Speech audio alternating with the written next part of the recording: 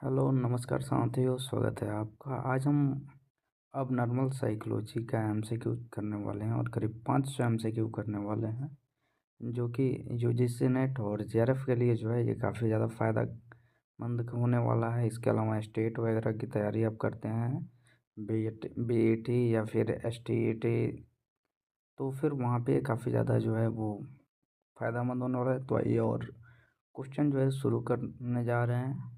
अब normal psychology या फिर इसको हम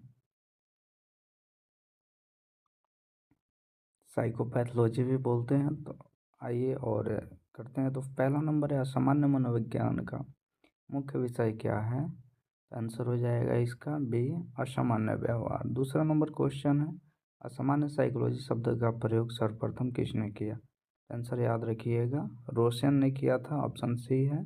असामान्यता की का सांख्यिकीय दृष्टिकोण किस पर आधारित है। आंसर हो जाएगा औसत से विचलन। इसके बाद डीएसएम का पूर्ण रूप क्या है, तो आपको भी पता ही होगा, diagnostic and statistical manual of mental disorders. उसके बाद 5 नंबर क्वेश्चन है वर्तमान में डीएसएम का कौन सा संस्करण प्रचलित है। तो अभी डीएसएम 5 चल रहा है, डीएसएम 5 टीआर। इसके बाद आईसीडी का संबंध किस संस्था से है। आईसीडी का संबंध, तो आईसीडी का संबंध जो है ये डब्ल्यूएचओ से होता है, और डीएसएम का संबंध जो है एपीए से होता है। याद रखिएगा। मानसिक विकारों के वर्गीकरण में आईसीडी का पूर्ण रूप क्या है। तो आईसीडी का पूर्ण रूप है इंटरनेशनल क्लासिफिकेशन ऑफ डिजीज। इसके बाद है जैविक दृष्टिकोण किस पर बल देता है।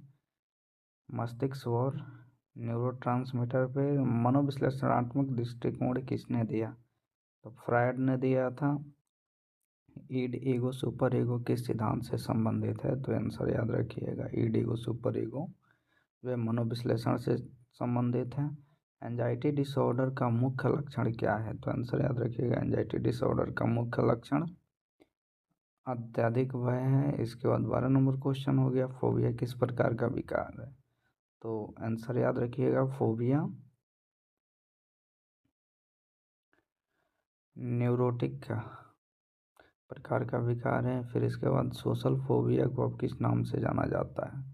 तो इसका भी आंसर याद रखिएगा, सोशल फोबिया को सोशल एंजाइटी डिसऑर्डर के नाम से जाना जाता है। पैनिक डिसऑर्डर में मुख्य रूप से क्या होता है। तो आंसर याद रखिएगा, अचानक तीव्र भय होता है। ओसीडी का पूर्ण रूप क्या है। तो आंसर याद रखिएगा, objective clinical disorder, OCD, sorry माफ़ कीजिएगा, ऑब्सेसिव कंपल्सिव डिसऑर्डर होता है। इसके बाद 16 नंबर क्वेश्चन हो गया ओबसेशन का अर्थ क्या है। तो इसका आंसर याद रखिएगा, बार बार आने वाले विचार। इसके बाद कंपल्सन का अर्थ क्या है। आंसर याद रखिएगा, बार बार किए जाने वाले कार्य। पीटीएसडी का जो है आघात से संबंध होता है। मूड डिसऑर्डर का उदाहरण जो है ये डिप्रेशन है। बाइपोलर डिसऑर्डर में क्या पाया जाता है। इसका आंसर याद रखिएगा, अवसाद व उन्माद दोनों पाया जाता है। मनिया में व्यक्ति कैसा होता है। तो मनिया में व्यक्ति अत्यधिक उत्साहित होता है। डिप्रेशन का मुख्य लक्षण क्या है। इसका आंसर याद रखिएगा, उदासी व रुचि में कमी। इसके बाद सिजोफ्रेनिया में कौन सा लक्षण पाया जाता है। सिजोफ्रेनिया, याद रखिएगा दोस्तों, इसको हम सिजोफ्रेनिया ही पढ़ते हैं, लेकिन चूँकि इसका जो नाम है ये विदेशी नाम है और ख़ास करके इसको लेके आया गया है यूक्रेन वगैरह साइड से और पोलैंड वाले एरिया से, जिसके चलते इसका नाम जो है सिजोफ्रेनिया ही कहा जाता है इसको। और ये मतिभ्रम से संबंधित है। हेलुसिनेशन का अर्थ क्या है।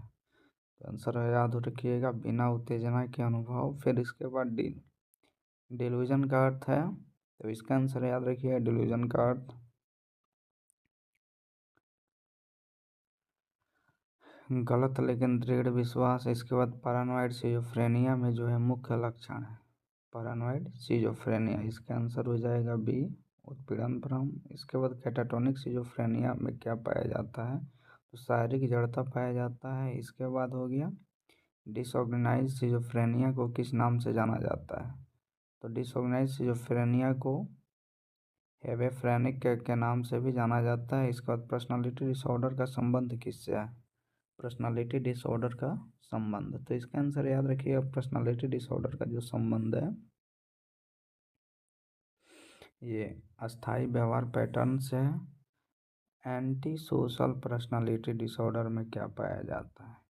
एंटी सोशल पर्सनालिटी डिसऑर्डर, तो इसका आंसर याद रखिएगा, नियमों की अवहेलना पाई जाती है। फिर इसके बाद बॉर्डरलाइन पर्सनालिटी डिसऑर्डर में मुख्य समस्या क्या है? तो भावनात्मक अस्थिरता जो है ये मुख्य समस्या हो जाता है। इसके बाद नार्कोसिस्टेटिक्स पर्सनालिटी डिसऑर्डर में अब व्यक्ति जो है आत्म केंद्रित हो जाता है। डिसोसिएटिव डिसऑर्डर का मुख्य लक्षण है, तो इसका आंसर याद रखिएगा, डिसोसिएटिव डिसऑर्डर का मुख्य लक्षण जो है ये चेतना में विघटन हो जाता है। इसके बाद डिसोसिएटिव एमनेशिया में क्या होता है? डिसोसिएटिव एमनेशिया, इसका आंसर याद रखिएगा, डिसोसिएटिव एमनेशिया में जो है पुरानी यादों का लोप हो जाता है। इसके बाद मल्टीपल पर्सनालिटी डिसऑर्डर को अब क्या कहा जाता है? तो डिसोसिएटिव आइडेंटिटी डिसऑर्डर कहा जाता है। इसके बाद सोमैटिक सिम्टम्स डिसऑर्डर में व्यक्ति तो शारीरिक लक्षणों की शिकायत करता है। इसके बाद कन्वर्जन डिसऑर्डर में किससे संबंधित है? कन्वर्टर डिसऑर्डर, तो इसका आंसर याद रखिएगा, कन्वर्जन डिसऑर्डर जो है ये मनोवैज्ञानिक कारण से जो है शारीरिक लक्षण। इसके बाद ईटिंग डिसऑर्डर का उदाहरण है, तो ईटिंग डिसऑर्डर का उदाहरण जो है ये एनोरेक्सिया नर्वोसा होता है। एनोरेक्सिया नर्वोसा में व्यक्ति जो है ये भोजन से डरता है। बुलिमिया नर्वोसा में जो है अत्यधिक भोजन और उल्टी होती है।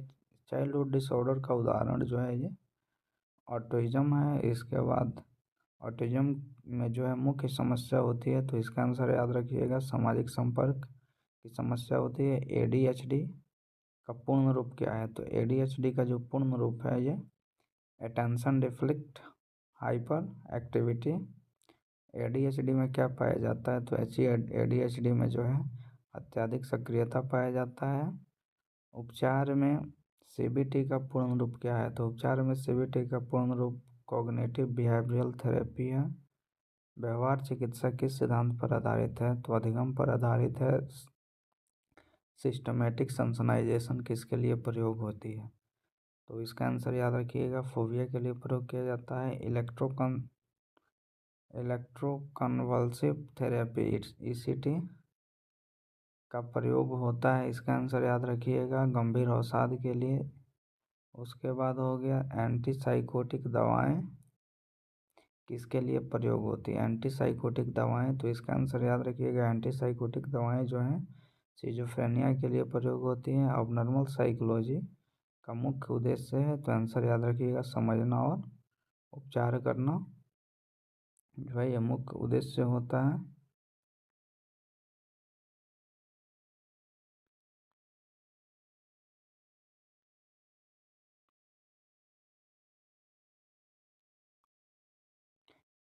इसके बाद है जैविक दृष्टिकोण के अनुसार मानसिक विकार का कारण है, तो आंसर याद रखिएगा, न्यूरोकेमिकल असंतुलन। इसके बाद हो गया डोपामाइन हाइपोथेसिस किस विकार से संबंधित है? तो इसका आंसर याद रखिएगा, सिजोफ्रेनिया से। सेरोटोनिन की कमी किससे जुड़ी हुई है? तो सिजोफ्रेनिया से। व्यवहारवादी दृष्टिकोण के प्रमुख प्रवर्तक कौन है? तो आंसर याद रखिएगा, स्किनर। इसके बाद क्लासिकल कंडीशनिंग सिद्धांत पॉलो ने दिया था। ऑपरेंट कंडीशनिंग जो है ये पुरस्कार और दंड पर निर्भर करता है। सोशल लर्निंग थ्योरी किसने दी? तो आंसर याद रखिएगा, बंडूरा ने।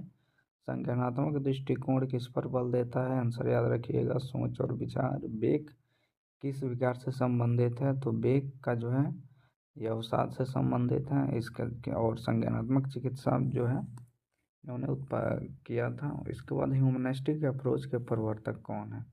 तो ह्यूमनिस्टिक अप्रोच के प्रवर्तक जो हैं ये रोजर्स को माना जाता है। सेल्फ एक्चुअलाइजेशन की संकल्पना किसने दी? तो आंसर याद रखिएगा, मैस्लो ने दिया था। इसके बाद मैस्लो की आवश्यकता श्रेणी की सर्वोच्च आवश्यकता है, तो आंसर हो गया आत्म साक्षात्कार। और पहली जो है ये शारीरिक आवश्यकता होती है, दूसरी सुरक्षा, तीसरा प्रेम, चौथा सम्मान और पांचवा आत्म साक्षात्कार। इसके बाद 63 नंबर क्वेश्चन हो गया, स्ट्रेस का सामान्य अनुकूलन सिंड्रोम किसने दिया?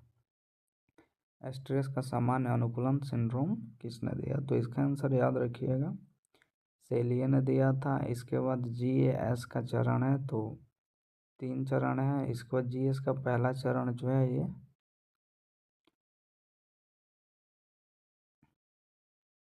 अलार्म है। इसके बाद हो गया साइकोसोमैटिक डिसऑर्डर का संबंध है, तो आंसर हो जाएगा शरीर और मन दोनों से। इसके बाद हो गया हाइपोकॉन्ड्रियासिस में व्यक्ति जो है ये बीमारी की अत्यधिक चिंता करता है। इसके बाद हो गया फैक्टिशियस डिसऑर्डर में व्यक्ति क्या करता है? तो आंसर याद रखिएगा, जानबूझकर लक्षण पैदा करता है। इसके बाद हो गया मुंचासेन सिंड्रोम किससे संबंधित है? तो मुंचासेन सिंड्रोम जो है ये ओसीडी से फैक्टिशियस डिसऑर्डर से संबंधित है। इसके बाद इम्पल्स कंट्रोल डिसऑर्डर का उदाहरण है, तो आंसर याद रखिएगा पायरोमनिया। उसके बाद नेक्स्ट क्वेश्चन हो गया, पायरोमनिया में व्यक्ति जो है ये आग लगाने की तीव्र इच्छा रखता है। इसके बाद हो गया क्लेप्टोमनिया में व्यक्ति क्या करता है? तो आंसर याद रखिएगा चोरी करता है। सेक्सुअल डिसऑर्डर का उदाहरण है, तो आंसर हो जाएगा एक्सहिबिशनिज्म। उसके बाद नेक्स्ट आंसर हो गया पैराफिलिया का अर्थ है, तो आंसर याद रखिएगा असामान्य यौन रुचि। इसके बाद हो गया स्लीप डिसऑर्डर का उदाहरण है, तो इंसोम्निया है। इसका इंसोम्निया में समस्या होती है तो नींद नहीं आना। फिर नार्कोलेप्सी में क्या होता है? तो नार्कोलेप्सी में अचानक नींद आ जाता है। इसके बाद सब्सटेंस यूज डिसऑर्डर में शामिल है, तो सब्सटेंस यूज डिसऑर्डर में जो है अल्कोहलिज्म शामिल है। विड्रॉल सिम्टम्स क्या है? तो विड्रॉल सिम्टम्स जो है व्यक्ति नशा छोड़ने वाले जो हैं ये लक्षण है। नशा जब व्यक्ति छोड़ता है तो ये लक्षण आते हैं। इसका टॉलरेंस का अर्थ है, तो टॉलरेंस का अर्थ जो है ये अधिक मात्रा में आवश्यकता होती है। फिर चाइल्डहुड डिसऑर्डर में जो है एनोरेसिस का अर्थ है, तो आंसर हो जाएगा बिस्तर गीला करना। इसके बाद एनकोप्रेसिस का संबंध है, तो आंसर याद रखिएगा मल से। लर्निंग डिसऑर्डर का उदाहरण है, तो डायलैक्सिया में समस्या क्या होती है? तो पढ़ने में समस्या होती है। इसके बाद डाइस्कुल्कुलिया में कठिनाई गणित की होती है। इंटेलिजेंस टेस्ट का प्रयोग मुख्यतः होता है, तो आंसर याद रखिएगा इंटेलिजेंस टेस्ट का प्रयोग मुख्यतः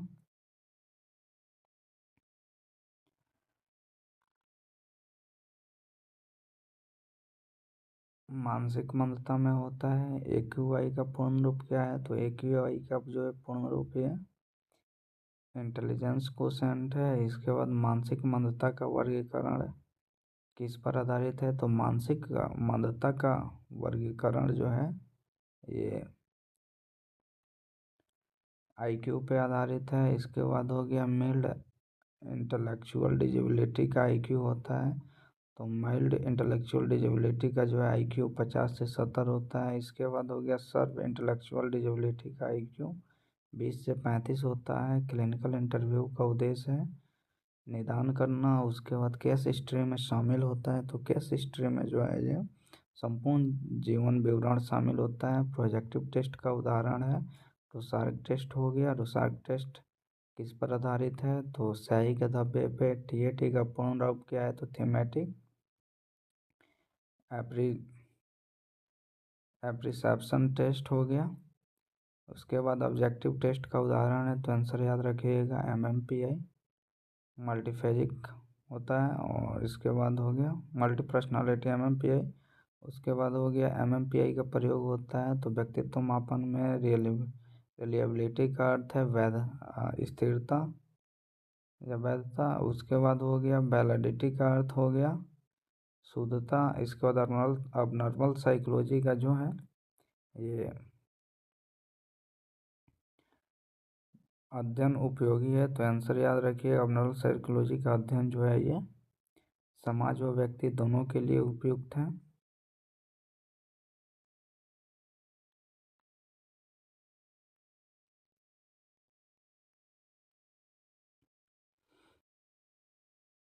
फिर इसके बाद है स्क्रीनिंग टेस्ट का मुख्य उद्देश्य। तो स्क्रीनिंग टेस्ट का जो है मुख्य उद्देश्य ये प्रारंभिक पहचान है, मेंटल स्टेटस एग्जामिनेशन में शामिल होता है। तो आंसर याद रखिएगा, व्यवहार, मूड और सोच। इंसाइट का अर्थ है, तो इंसाइट का अर्थ जो है रोग की समझ है। पुअर इंसाइट में अधिकतर पाया जाता है सिजोफ्रेनिया। सिजोफ्रेनिया थॉट डिसऑर्डर में किस विकार में सामान्य है? तो सिजोफ्रेनिया में थॉट डिसऑर्डर सामान्य है। इसके बाद हो गया थॉट फ्लाइट ऑफ आइडियाज किससे संबंधित है? तो मनिया से संबंधित है। प्रिजर्वेशन का अर्थ है, तो प्रिजर्वेशन का अर्थ हो गया एक ही बात दोहराना। फिर हो गया नियोलो जिसम किस विकार में पाया जाता है? तो सिजोफ्रेनिया में अफेक्ट का संबंध है, भावना। उसके बाद फ्लैट अफेक्ट अधिकतर पाया जाता है। तो आंसर याद रखिएगा सिजोफ्रेनिया में। इसके बाद हो गया अनहेडोनिया का अर्थ है, तो अनहेडोनिया का अर्थ आनंद की कमी है।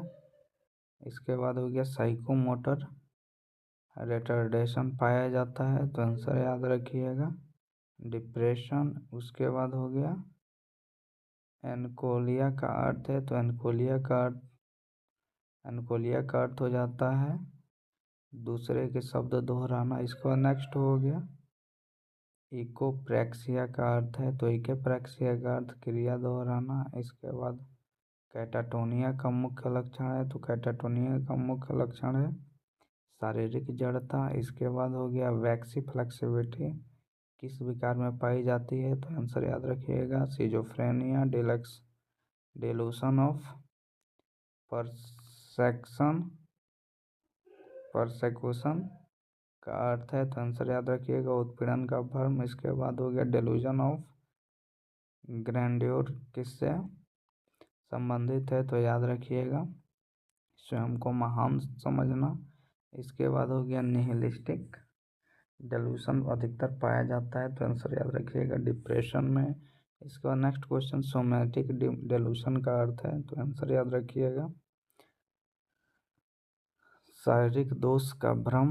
इसके बाद नेक्स्ट क्वेश्चन हो गया हेलुसिनेशन का सबसे सामान्य प्रकार है, तो आंसर हो याद रखिएगा श्रवण। इसके बाद एडोरी हेलुसिनेशन अधिकतर पाया जाता है, आंसर याद रखिएगा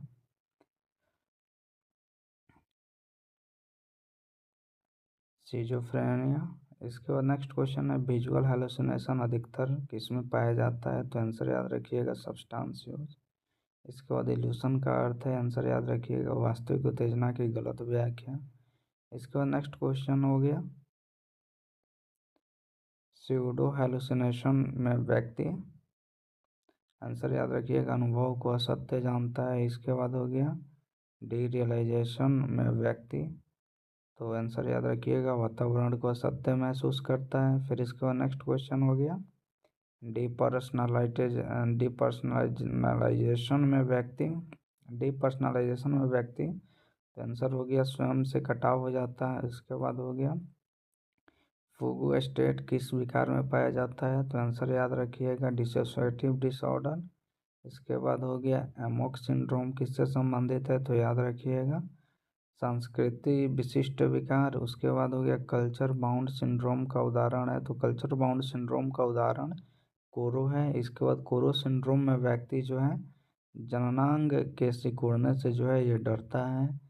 इसके बाद हो गया लता सिंड्रोम में पाया जाता है, तो लटा सिंड्रोम में पाया जाता है अधिकतर मलेशिया में। इसके बाद हो गया एंड्रोक्सिया नर्वोसा में व्यक्ति जो है में BMI बॉडी मास इंडेक्स जो है ये कम हो जाता है, इसके क्योंकि खाना ही व्यक्ति नहीं खाता है। इसके बाद हो गया बिंग ईटिंग का अर्थ है, तो बिंग ईटिंग का अर्थ जो है ये अत्यधिक भोजन हो जाता है। इसके बाद सब्सटेंस डिपेंडेंस में जो है प्रमुख तत्व है, तो सब्सटेंस डिपेंडेंस में प्रमुख तत्व सहनशीलता है। इसके बाद नेक्स्ट क्वेश्चन हो गया डेलीरियम का मुख्य लक्षण है, तो डेलीरियम में जो है तीव्र चेतना विकार होता है।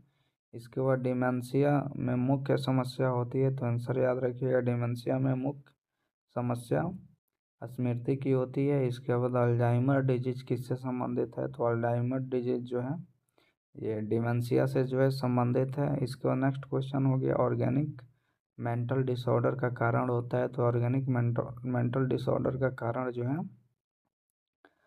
समाज मस्तिष्क क्षति होता है। इसके बाद एमनेसिया का अर्थ है, तो एमनेसिया का जो अर्थ है ये स्मृति लोप होता है। इसके बाद रिट्रोग्रेड एमनेशिया में, तो आंसर याद रखिए रिट्रोग्रेड एमनेशिया में पुरानी यादें खो जाती हैं। नेक्स्ट क्वेश्चन याद रखिएगा एंट्रोग्रेड एमनेशिया में तो नई यादें नहीं बन पाती हैं। इसके बाद हो गया साइकोथेरेपी का अर्थ है, तो साइकोथेरेपी जो है ये मनोवैज्ञानिक उपचार है। इसके बाद इंसाइट ओरिएंटेड थेरेपी का उदाहरण है, तो इंसाइट ओरिएंटेड थेरेपी का उदाहरण साइको एनालिसिस है। इसके बाद बिहेवियर थेरेपी का उदाहरण है, बिहेवियर थेरेपी का उदाहरण जो है सिस्टमेटिक डिसेंसिटाइजेशन है।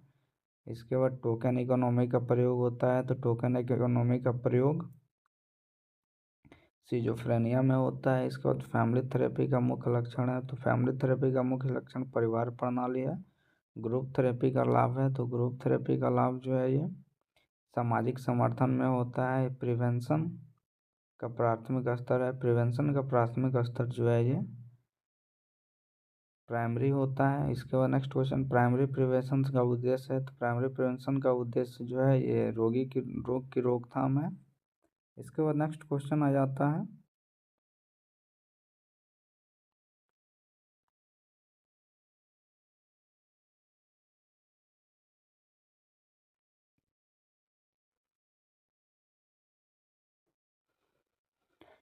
Secondary prevention. सेकेंडरी प्रिवेंशन का उद्देश्य है, तो सेकेंडरी प्रिवेंशन का उद्देश्य जो है ये शीघ्र निदान व उपचार होता है। इसके बाद हो गया टेरिटोरी प्रिवेंशन का संबंध है, तो आंसर याद रखिएगा टेरिटोरी जो है ये पुनर्वास होता है। इसके बाद हो गया कम्युनिटी मेंटल हेल्थ का उद्देश्य है, तो कम्युनिटी मेंटल हेल्थ का उद्देश्य समाज में जो है मनोसामाजिक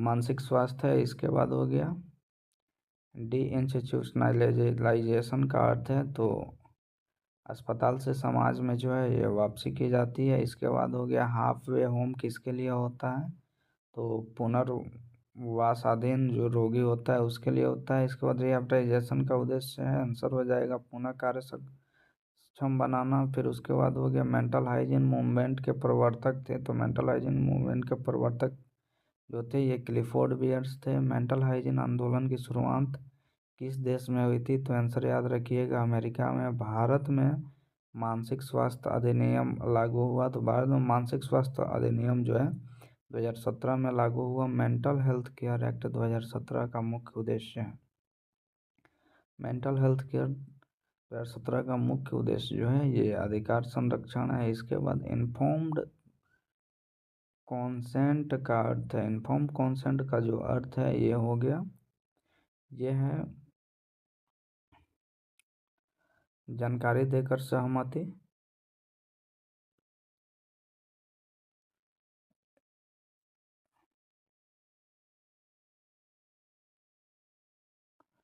इसके बाद नेक्स्ट क्वेश्चन हो गया इन्फॉर्म कॉन्सेंट का जानकारी देकर सहमति। इसके बाद हो गया कॉन्फिडेंटलिटी का अर्थ है, तो कॉन्फिडेंटलिटी का अर्थ जो है ये जानकारी साझा करना होता है, गोपनीयता बनाए रखना होता है, माफ़ कीजिएगा।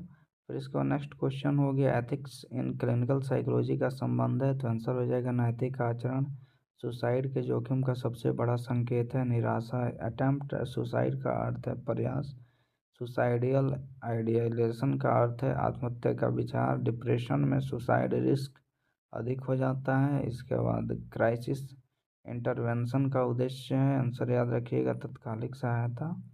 169 नंबर हो गया हेल्पलाइन सर्विस किस स्तर की रोकथाम है, आंसर याद रखिएगा सेकेंडरी टाइप की। फिर इसके बाद हो गया ग्रीफ का अर्थ है, तो ग्रीफ का जो अर्थ हो जाता है ये हो जाता है ग्रीफ का अर्थ शोक हो जाएगा। फिर इसके बाद नॉर्मल ग्रीफ की अवधि होती है, तो आंसर याद रखिएगा नॉर्मल ग्रीफ की अवधि सीमित होती है। इसके बाद हो गया कॉम्प्लिकेटेड ग्रीफ में, तो आंसर याद रखिएगा लक्षण लंबे व तीव्र होते हैं। फिर इसके बाद नेक्स्ट क्वेश्चन हो गया एडजस्टमेंट डिसऑर्डर का कारण होता है, तो एडजस्टमेंट डिसऑर्डर का कारण जो है तनावपूर्ण जीवन घटना होता है। फिर इसके बाद हो गया एक्यूट स्ट्रेस डिसऑर्डर की अवधि क्या होती है, तो आंसर याद रखिएगा 3 दिन से 1 माह। पीटीएसडी की न्यूनतम अवधि है, तो आंसर पीटीएसडी की न्यूनतम अवधि 1 माह है। फिर इसके बाद पोस्ट ट्रॉमा से स्ट्रेस डिसऑर्डर। इसके बाद हो गया फ्लैशबैक किससे संबंधित है, तो पीटीएसडी से। इसके बाद अवॉइडेंस बिहेवियर अधिकतर पाया जाता है, आंसर याद रखिएगा अवॉइड बिहेवियर के लिए, तो इसका आंसर हो जाएगा अवॉइड बिहेवियर के लिए पीटीएसडी। इसके बाद हो गया हाइपर एरोसल का लक्षण है, तो हाइपर एरोसल का लक्षण जो है इसका आंसर हो जाएगा हाइपर एरोसल।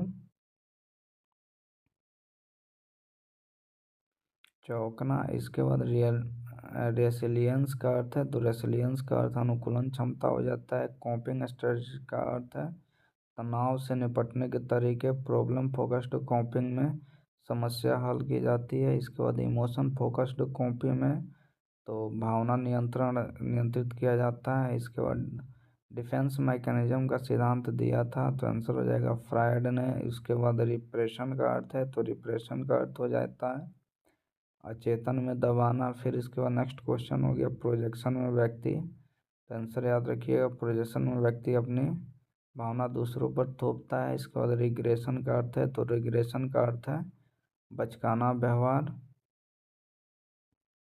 फिर इसके बाद नेक्स्ट क्वेश्चन हो गया रैशनलाइजेशन में, तो आंसर याद रखिएगा रैशनलाइजेशन में जो है व्यक्ति झूठा तर्क देता है। फिर इसके बाद हो गया सब्लिमेशन, तो सब्लिमेशन का अर्थ जो है ये स्वीकार्य इच्छा को स्वीकार्य रूप देना। इसके बाद हो गया डेनियल का अर्थ है सच नकारना। फिर नेक्स्ट हो गया रिएक्शन इन्फॉर्मेशन में, तो रिएक्शन इन्फॉर्मेशन में याद रखिएगा विपरीत व्यवहार करता है व्यक्ति। इसके बाद हो गया इंसाइट थेरेपी का लक्ष्य है, तो इंसाइट थेरेपी का लक्ष्य आत्मसमझ है। क्लाइंट सेंटर्ड थेरेपी में आंसर याद रखिएगा इसके प्रवर्तक जो थे रोजर्स थे। इसके बाद अनकंडीशनल पॉजिटिव रिगार्ड किससे संबंधित है, तो क्लाइंट सेंटर्ड थेरेपी से। सीबीटी का मुख्य फोकस है, तो आंसर याद रखिएगा सीबीटी का मुख्य फोकस जो है सोच व व्यवहार में है। फिर इसके बाद नेक्स्ट क्वेश्चन याद रखिएगा कॉग्निटिव रिस्ट्रक्चरिंग का अर्थ है, तो कॉग्निटिव रिस्ट्रक्चरिंग का अर्थ जो है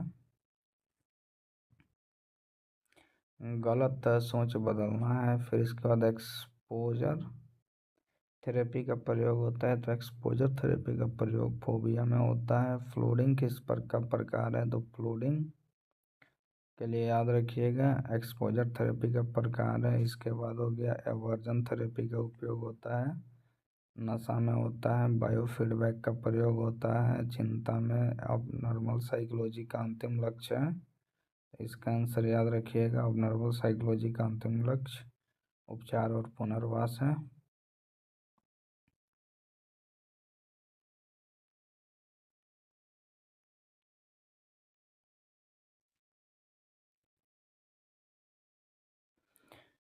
फिर इसके बाद एंजाइटी डिसऑर्डर में सबसे सामान्य विकार क्या है, 201 नंबर क्वेश्चन।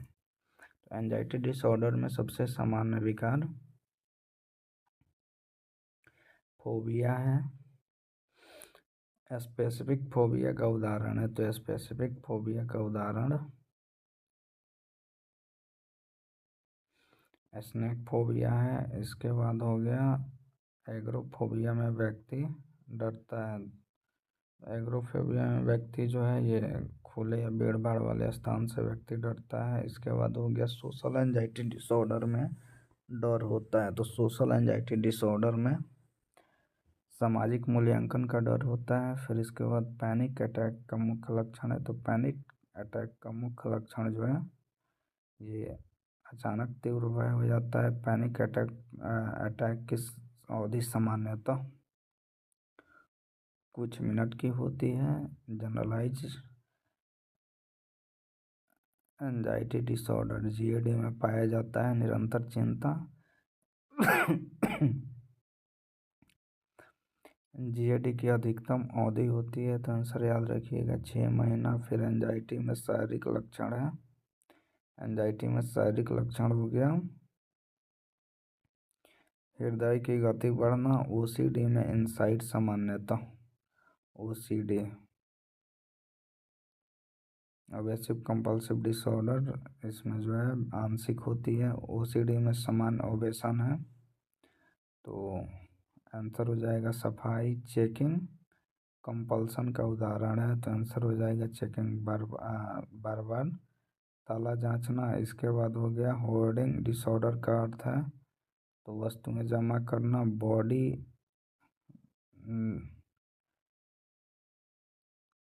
डाइसमोर्फिक डिसऑर्डर में व्यक्ति, आंसर याद रखिएगा बॉडी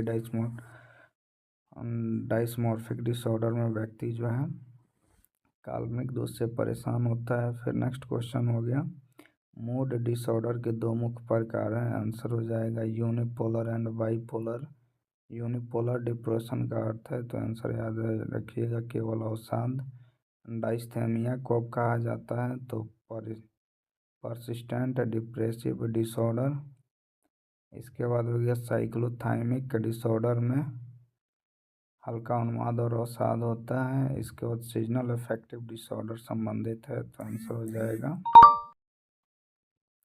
मौसम से। इसके बाद एसएडी में उपचार है, तो एसएडी में उपचार जो है ये लाइट थेरेपी होता है। मनिया का मुख्य लक्षण है, मनिया का मुख्य लक्षण हो जाता है बढ़ी हुई ऊर्जा। इसके बाद हो गया ग्रैंड सिटी में पाई जाती है, तो आंसर याद रखिएगा ग्रैंड सिटी में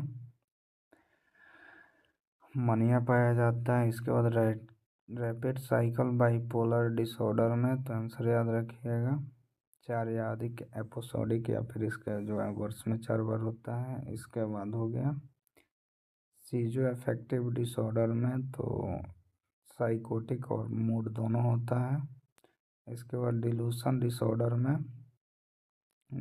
में तो केवल भ्रम होता है। इसके बाद हो गया एरोटोमनिक डिलूशन में व्यक्ति तो मानता है कि उससे कोई प्रेम करता है। इसके बाद हो गया सोमैटिक सिम्टम में डिसऑर्डर में, आंसर याद रखिएगा अत्यधिक स्वास्थ्य चिंता। इसके बाद नेक्स्ट क्वेश्चन है इलनेस एंजाइटी डिसऑर्डर को पहले कहा जाता था, तो आंसर हो गया हाइपोकॉन्ड्रियासिस। इसके बाद नेक्स्ट क्वेश्चन हो गया कन्वर्जन डिसऑर्डर में, तो आंसर याद रखिएगा मनोवैज्ञानिक कारण होता है। डिसोसिएटिव डिसऑर्डर का मुख्य कारण है, तो इसका भी आंसर याद रखिएगा आघात। इसके बाद डिसोसिएटिव आइडेंटिटी डिसऑर्डर में 2 या 2 से अधिक व्यक्तित्व होता है। इसके बाद हो गया फेगू स्टेट में व्यक्ति जो है स्मृति भी खो देता है और पहचान भी भूल जाता है। इसके बाद पैरानॉइड पर्सनालिटी डिसऑर्डर में व्यक्ति, तो इसका आंसर हो जाएगा संदेहपूर्ण होता है। इसके बाद हो गया एवॉइडेंट पर्सनालिटी डिसऑर्डर में सामाजिक परिहार होता है। इसके बाद हो गया डिपेंडेंट पर्सनालिटी डिसऑर्डर में अत्यधिक निर्भरता होती है। होलिस्टिक पर्सनालिटी डिसऑर्डर में ध्यान आकर्षण होता है। ओबेसिव कंपल्सिव पर्सनालिटी डिसऑर्डर में पूर्णवत होता है। एंटी सोशल पर्सनालिटी डिसऑर्डर में कमी होती है, तो पश्चाताप की। उसके बाद कंडक्ट डिसऑर्डर में पाया जाता है, बच्चों में पाया जाता है। इसके बाद ओपोजिशनल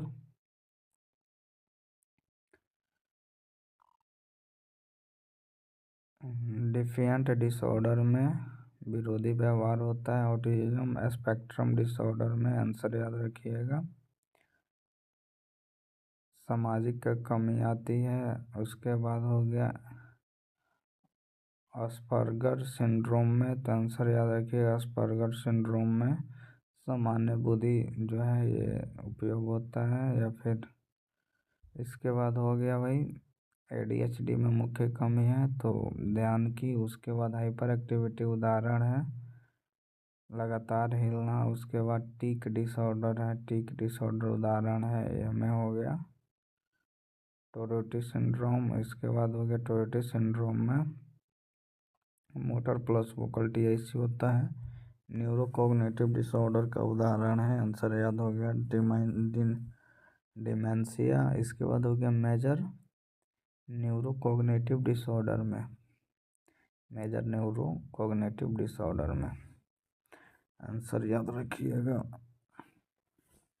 गंभीर संज्ञानात्मक हानि होता है। उसके बाद हो गया डेलीरियम और डिमेंशिया में मुख्य अंतर है, तो इसका आंसर हो जाएगा शुरुआती अंतर है। और शुरुआत दोनों का जो है ये अलग अलग समय पे होता है। तो इसके बाद नेक्स्ट क्वेश्चन हो गया अब नॉर्मल साइकोलॉजी में मल्टी डायमेंशनल अप्रोच का अर्थ है, आंसर याद रखिएगा कई कारकों का योगदान। तो इसके बाद नेक्स्ट क्वेश्चन हो गया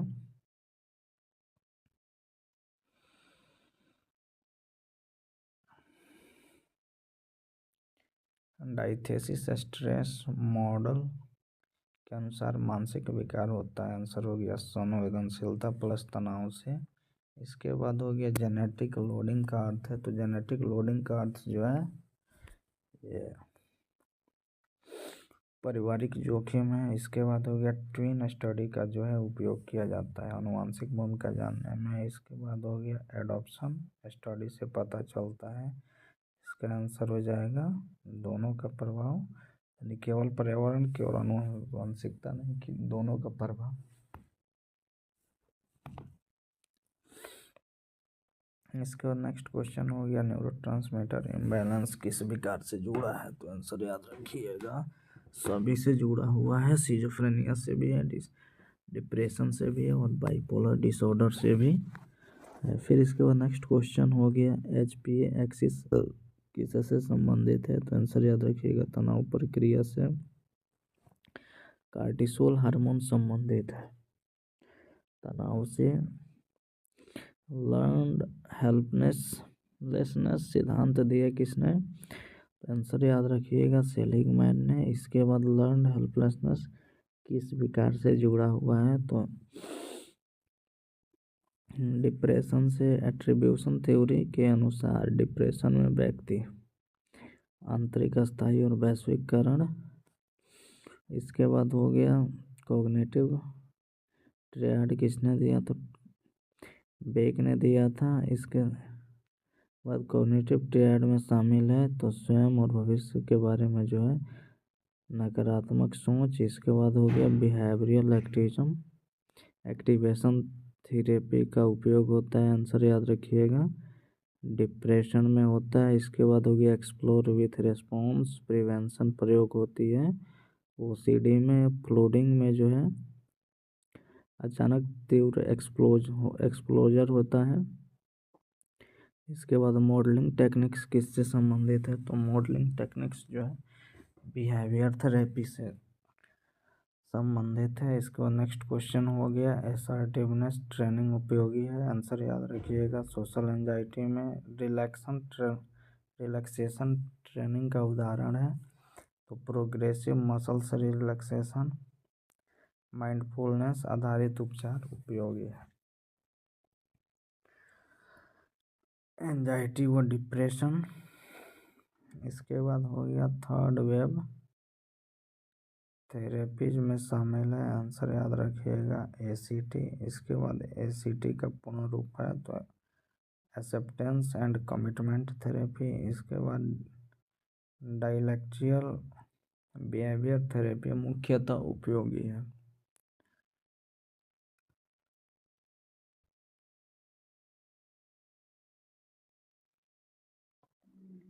बॉर्डरलाइन पर्सनालिटी डिसऑर्डर इसके बाद एस्कीमा थेरेपी किसके लिए उपयोगी है? पर्सनालिटी डिसऑर्डर के लिए। उसके बाद फार्माकोथेरेपी जो है का अर्थ है, तो आंसर याद हो जाएगा, याद रखिएगा, दवा उपचार के लिए।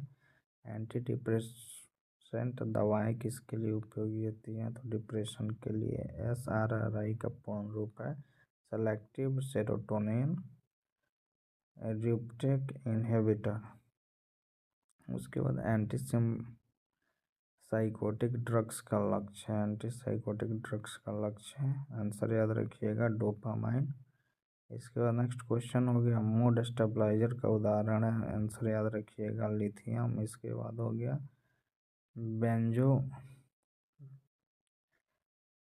बेंजोडायाजेपाइंस का प्रयोग होता है एंजाइटी में। इसके बाद side effect extra pyramidal symptoms किससे जुड़ा है? तो टिपिकल एंटीसाइकोटिक से। ईसीटी का मुख्य संकेत है, तो ईसीटी का मुख्य संकेत गंभीर अवसाद है। ईसीटी का सबसे सामान्य दुष्प्रभाव है, तो ईसीटी का सबसे सामान्य दुष्प्रभाव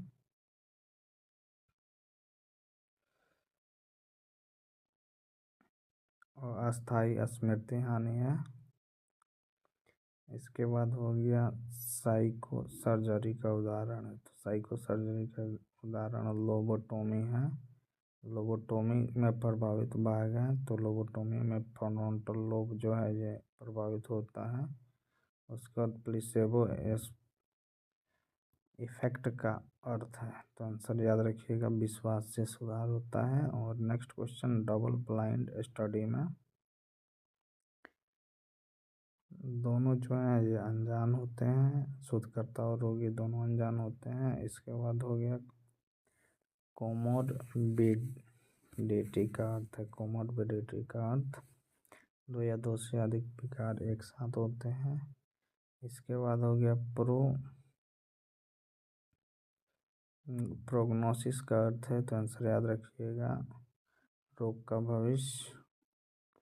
इसके बाद कोर्स ऑफ इलनेस का अर्थ है अवधि व पैटर्न। इसके बाद क्रोनिक डिसऑर्डर का अर्थ है, आंसर याद रखिएगा।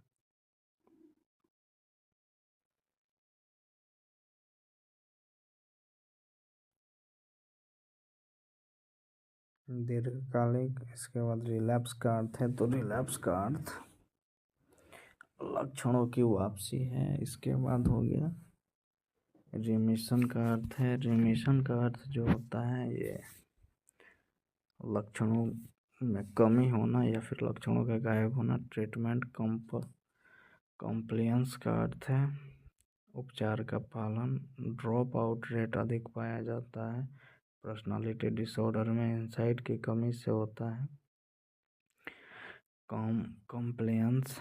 उसके बाद हो गया साइको एजुकेशन का अर्थ है, तो जानकारी व जागरूकता। फैमिली साइको एजुकेशन उपयोगी होता है सिजोफ्रेनिया में। इसके बाद हो गया एक्सप्रेस्ड इमोशन अधिक होने से रिलैप्स अधिक हो जाता है। रिकवरी ओरिएंटेड अप्रोच में फोकस है, इसका आंसर हो जाएगा व्यक्ति की ताकत। एविडेंस बेस्ड प्रैक्टिस का अर्थ है, आंसर याद रखिएगा, शोध आधारित उपचार। इसके बाद नेक्स्ट क्वेश्चन हो गया इटियोलॉजी शब्द का अर्थ है, तो आंसर याद हो जाए रखिएगा, कारण। रिस्क फैक्टर का अर्थ है जोखिम बढ़ाने वाला कारक। प्रोटेक्टिव फैक्टर का उदाहरण है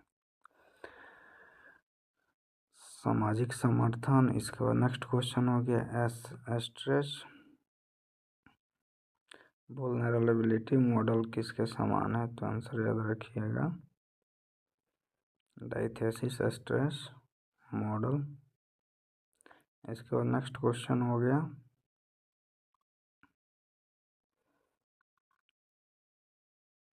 प्रोड्रोमल फेज अधिकतर देखी जाती है सिजोफ्रेनिया में। नेक्स्ट क्वेश्चन हो गया प्रोड्रोमल सिम्टम्स का अर्थ है प्रारंभिक चेतावनी लक्षण। रेसिडुअल सिम्टम्स पाए जाते हैं। आंशिक सुधार के बाद इसके बाद इनसाइट स्तर का निर्धारण किया जाता है MSE से। इसके बाद जजमेंट का संबंध है निर्णय क्षमता से। इसके बाद हो गया इम्पेयर्ड जजमेंट अधिकतर पाया जाता है मनिया में। रियलिटी टेस्टिंग की कमी पाई जाती है साइकोसिस में। उसके बाद ईगो साइंटोनिक बिहेवियर पाया जाता है। पर्सनालिटी डिसऑर्डर में ईगो डायस्टोनिक अनुभव होता है।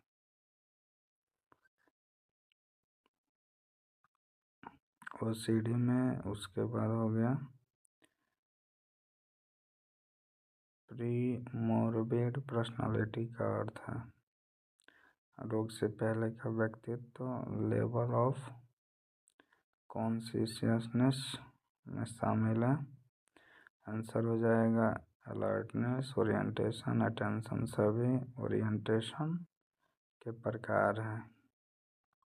आंसर हो जाएगा ए समय, स्थान, व्यक्ति। उसके बाद हो गया डिसओरिएंटेशन पाया जाता है तो डेलीरियम में। उसके बाद हो गया अटेंशन डिफिसिट पाया जाता है तो इन सभी में ADHD में पाया जाता है, सिजोफ्रेनिया में भी पाया जाता है और डिमेंशिया में पाया जाता है। इसके बाद इमीडिएट मेमोरी जांची जाती है। इसका आंसर होगा इमीडिएट मेमोरी का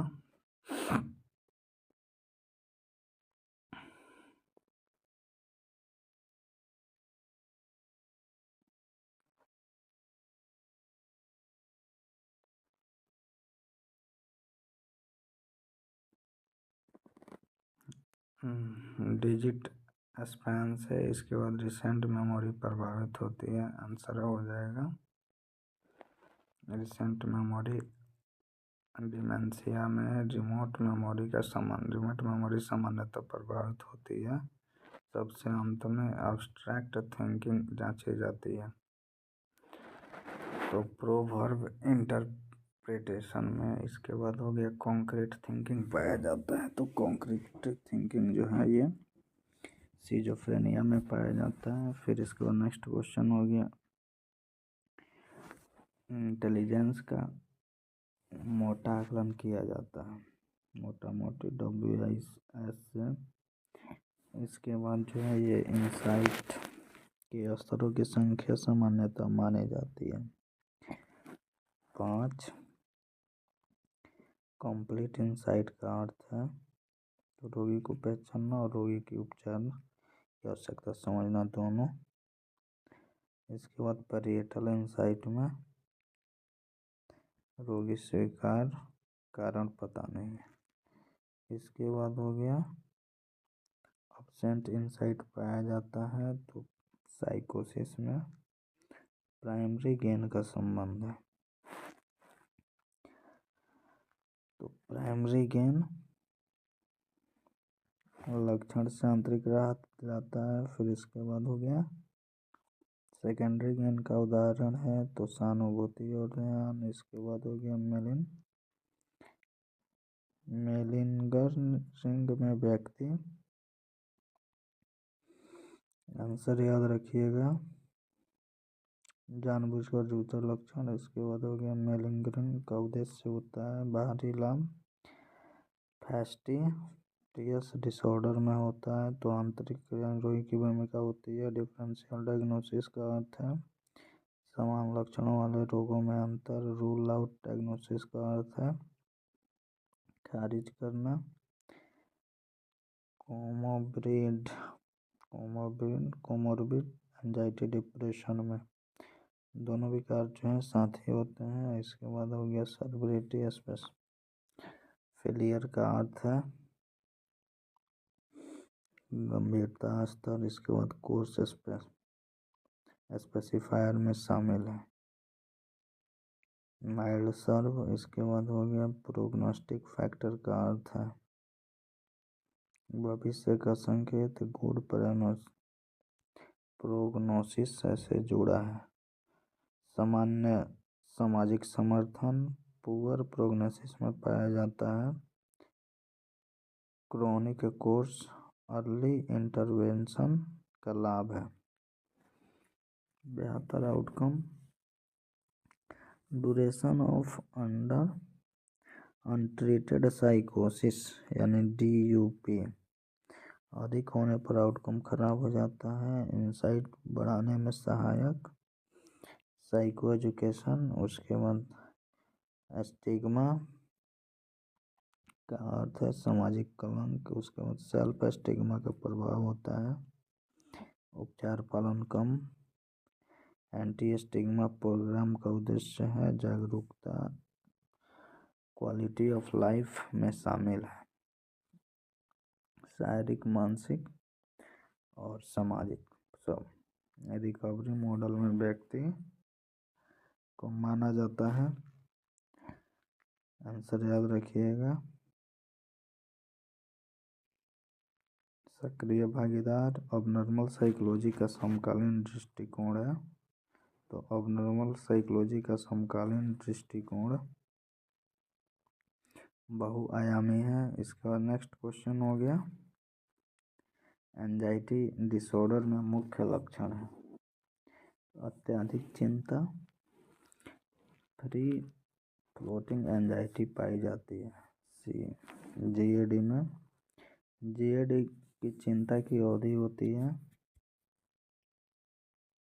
6 माह। पैनिक अटैक का मुख्य लक्षण है अचानक तीव्र भय। पैनिक डिसऑर्डर में पाया जाता है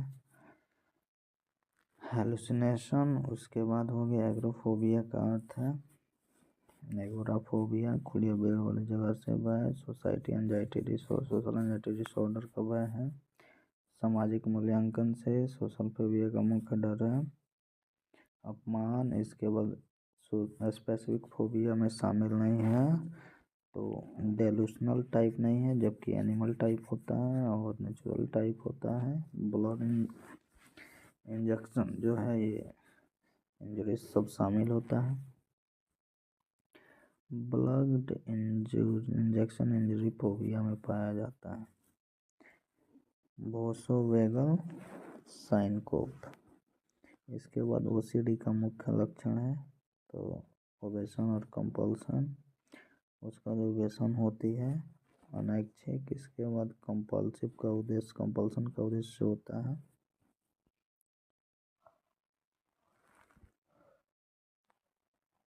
चिंता कम करना। OCD में इंसाइट सामान्यतः आंशिक या पूर्ण होती है। बॉडी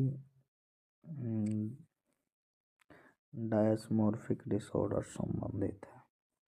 B शरीर की काल्पनिक कमी। उसके बाद हो गया होर्डिंग डिसऑर्डर में B वस्तुएं जमा की जाती हैं। इसके बाद हो गया ट्रिकोटी लोमनिया में व्यक्ति बाल खींचता है। एक्सकोरिएशन डिसऑर्डर में त्वचा नोचता है। PTSD में आवश्यक लक्षण है तो आघात का पुनः अनुभव। PTSD लक्षण शुरू होते हैं 1 महीने बाद। एक्यूट स्ट्रेस डिसऑर्डर की अवधि होती है 3 से 30 दिन। PTSD में अवॉइडेंस का अर्थ है आघात से जुड़े संकेतों से बचना। उसके बाद हाइपररोसल का उदाहरण है चौंक जाना। इसके बाद डिसोसिएटिव सिम्टम पाया जाता है PTSD में। इसके बाद सोमैटिक सिम्टम डिसऑर्डर में वास्तविक शारीरिक लक्षणों की अत्यधिक चिंता होती है। इलनेस एंजाइटी डिसऑर्डर में बीमारी का डर होता है। इसके बाद कन्वर्जन डिसऑर्डर को कहा जाता है सोमैटिक सिम्टम डिसऑर्डर। उसके बाद हो गया कन्वर्सेशन डिसऑर्डर में पाया जाता है मनोवैज्ञानिक कारण लाबेले इंडिफरेंस का संबंध है। कन्वर्जन डिसऑर्डर से पेन डिसऑर्डर अब शामिल है। सोमैटिक सिम्टम डिसऑर्डर में डिसोसिएटिव एमनेसिया में स्मृति हानि होती है, डिसोसिएटिव फोगो में व्यक्ति नई पहचान बना लेता है, डिपर्सनलाइजेशन में शरीर से अलगाव होता है। उसके बाद रियलाइजेशन में वातावरण अवास्तविक होता है। इसके बाद डिसोसिएटिव आइडेंटिटी डिसऑर्डर, दो या दो से अधिक पहचान होता है। DID का मुख्य कारण बचपन का आघात है, ईटिंग डिसऑर्डर में शामिल नहीं है। सोमैटिक डिसऑर्डर जबकि बुलिमिया नर्वोसा, एनोरेक्सिया नर्वोसा और बिंगल ईटिंग डिसऑर्डर है। उसके बाद एनोरेक्सिया नर्वोसा में वजन बढ़ने का भय होता है, बुलिमिया नर्वोसा में पाया जाता है। बिंग प्लस पर्जिंग, उसके बाद बिंग ईटिंग डिसऑर्डर में नहीं होता है, या तो पर्जिंग नहीं होता। सब्सटेंस यूज डिसऑर्डर में सभी पदार्थ, तंबाकू, ड्रग्स सेवन जो भी हो भाई, या फिर सीधा सा बात है कि जो भी व्यक्ति जो है नशा वगैरह करता है। टॉलरेंस का अर्थ है तो पी हो जाएगा टॉलरेंस का अर्थ, यानी अत्यधिक मात्रा में आवश्यकता। विड्रॉल सिम्टम्स होते हैं तो आंसर हो जाएगा बी, बंद करने पर क्या, तो नशा जो भी व्यक्ति बंद करता है। उसके बाद क्रेविंग का अर्थ है तो क्रेविंग का अर्थ जो है ये तीव्र इच्छा होती है। फिर इसके बाद इंटॉक्सिकेशन का अर्थ है तो बी हो जाएगा, नशे की अवस्था। इसके बाद हो गया डिलीरियम ट्रीमेंस, जुड़ा है शराब से। फिर इसके बाद हो गया डुअल डायग्नोसिस का अर्थ है तो मानसिक प्लस नशा विकार। उसके बाद रिलैप्स प्रिवेंशन का उद्देश्य पुनः सेवन रोकना। इसके बाद हार्म रिडक्शन का उदाहरण है सुरक्षित इंजेक्शन। अब नॉर्मल साइकोलॉजी का लक्ष्य है समझना, रोकथाम और उपचार।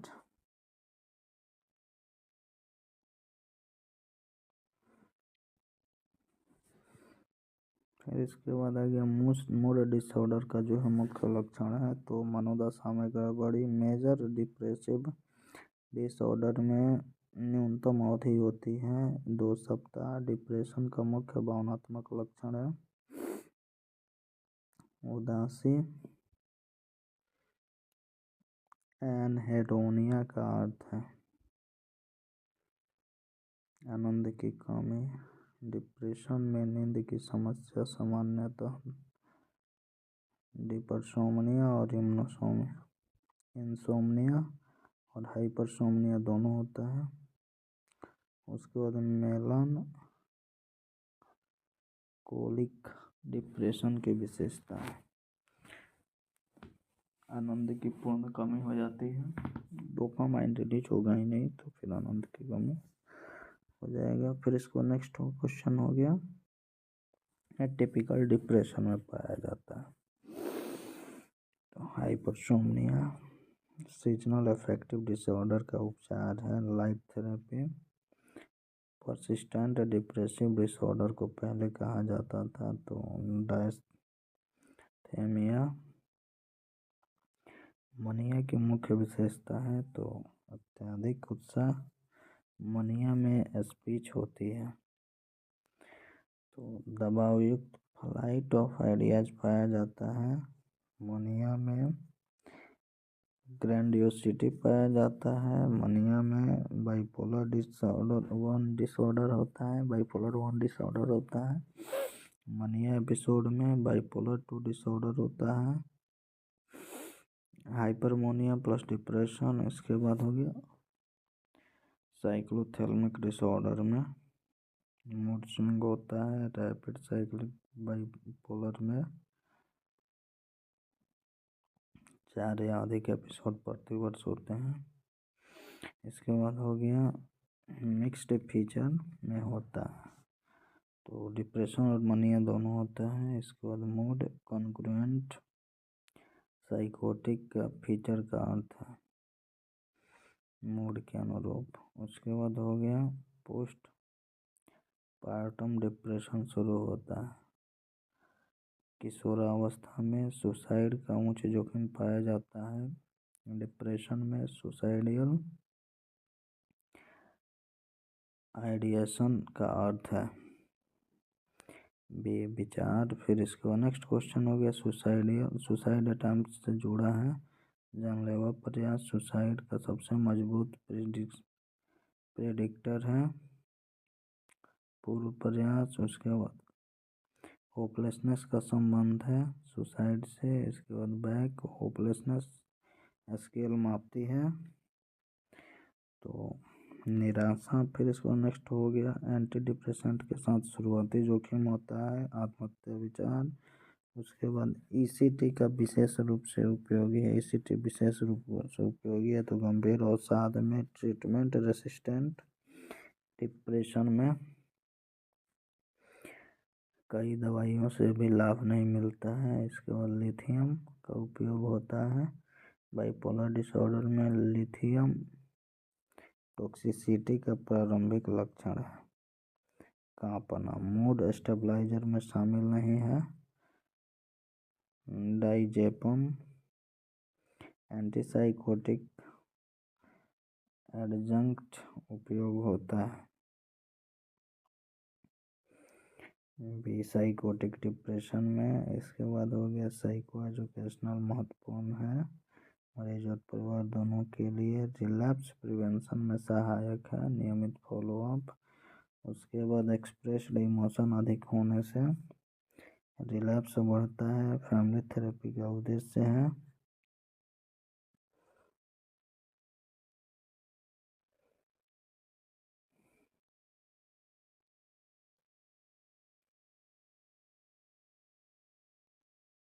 संचार सुधार। उसके बाद साइको सोशल स्ट्रेसर का उदाहरण है बेरोजगारी लीव इवेंट स्केल विकसित किया। हेल्म्स और राहे ने लाइफ इवेंट। उसके बाद स्ट्रेस का उच्च स्कोर जोड़ा है। मानसिक रोग जोखिम से पर्सनालिटी डिसऑर्डर की मुख्य भूमिका है। अस्थायी पैटर्न पर्सनालिटी डिसऑर्डर शुरू होता है किशोरावस्था या प्रारंभिक अवस्था से। क्लस्टर पर्सनालिटी डिसऑर्डर में शामिल है। पैरानॉइड क्लस्टर बी का लक्षण है। भावनात्मक नाटकीयता। उसके बाद हो गया बॉर्डर लाइन पर्सनालिटी डिसऑर्डर में भावनात्मक अस्थिरता पाई जाती है। एंटी सोशल पर्सनालिटी डिसऑर्डर में सी पश्चाताप की कमी होती है। उसके बाद नार्कोसिस पर्सनालिटी डिसऑर्डर में भव्यता होती है। उसके बाद हो गया एंशिएंट एवॉइडेंट पर्सनालिटी डिसऑर्डर में व्यक्ति अलगाव डर से जो है। उसका नेक्स्ट क्वेश्चन हो गया डिपेंडेंट पर्सनालिटी डिसऑर्डर में अत्यधिक निर्भरता होता है। फिर नेक्स्ट क्वेश्चन हो गया पर्सनालिटी डिसऑर्डर का उपचार मुख्यतः मनोचिकित्सा में होता है।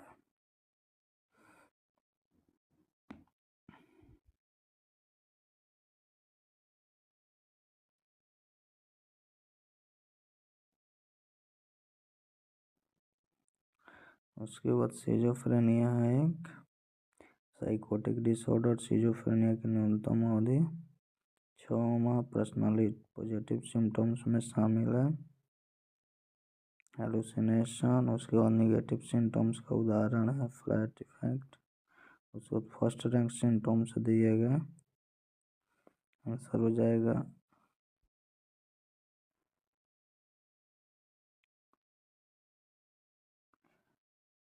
स्केंडर ने दिया था। उसके बाद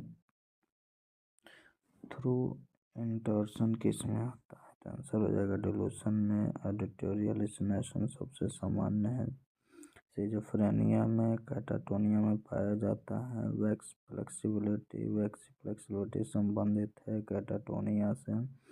डिल्यूशन ऑफ रेफरेंस में सामान्य घटनाओं को स्वयं से जोड़ा जाता है। पैरानॉइड सिजोफ्रेनिया में मुख्यतः डिल्यूशन और हेलुसिनेशन होता है। इसके बाद डिसऑर्गेनाइज्ड सिजोफ्रेनिया में बिखरी सोच और व्यवहार होता है। उसके बाद रेसिडुअल सिजोफ्रेनिया में केवल नेगेटिव सिम्टम्स पाया जाता है। सिंपल सिजोफ्रेनिया में धीरे धीरे नकारात्मक लक्षण होता है।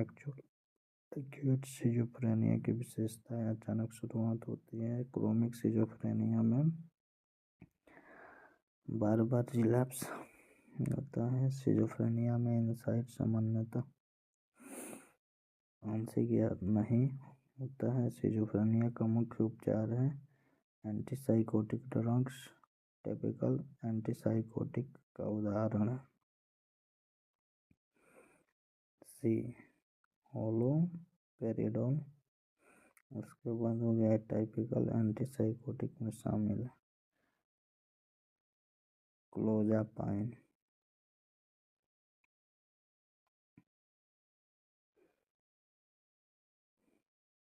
क्लोजापाइन का उपयोग होता है ट्रीटमेंट रेसिस्टेंट सिजोफ्रेनिया EPS है। एंटीसाइकोटिक पार्किंसनिज्म एक EPS है।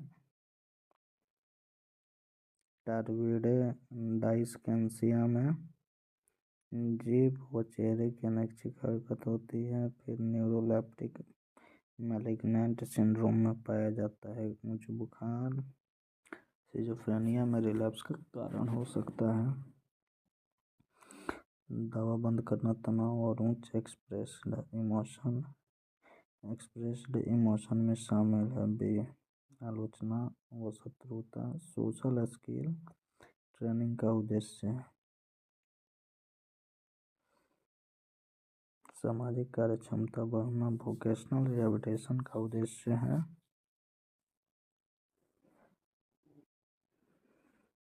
रोजगार कौशल। कम्युनिटी साइकेस्ट्री का लक्ष्य है समाज में पुनर्वास। डीइंस्टीट्यूशनलाइजेशन का अर्थ है अस्पताल से समाज में केस मैनेजमेंट का कार्य है। सेवाओं का समन्वय साइको सोशल रिहैबिलिटेशन में शामिल है। कौशल प्रशिक्षण रिकवरी ओरिएंटेड अप्रोच में जोड़ है। व्यक्ति की क्षमता पर मेंटल हेल्थ एक्ट का उद्देश्य है अधिकार संरक्षण। उसके बाद इन्फॉर्म्ड कंसेंट का अर्थ है जानकारी देकर सहमति।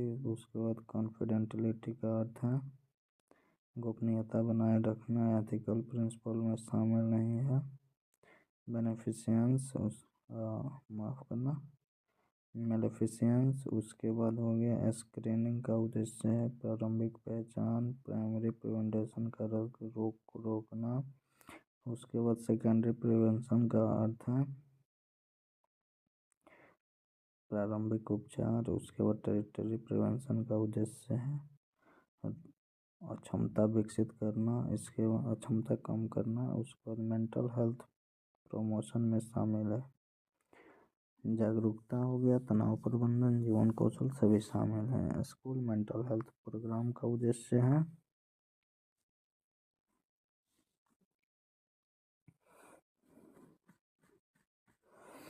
प्रारंभिक पहचान। क्राइसिस इंटरवेंशन का उपयोग होता है तीव्र संकट में। क्राइसिस इंटरवेंशन का लक्ष्य है त्वरित स्थिरता। उसके बाद स्टेटर मेंटल हेल्थ में ध्यान दिया जाता है सामुदायिक समर्थन का। टेले मेंटल हेल्थ का लाभ है तो दूर क्षेत्रों तक सेवा। उसके बाद हो गया अब नॉर्मल साइकोलॉजी का भविष्य झुकाव है बायोसाइको सोशल। अब नॉर्मल साइकोलॉजी का अंतिम उद्देश्य है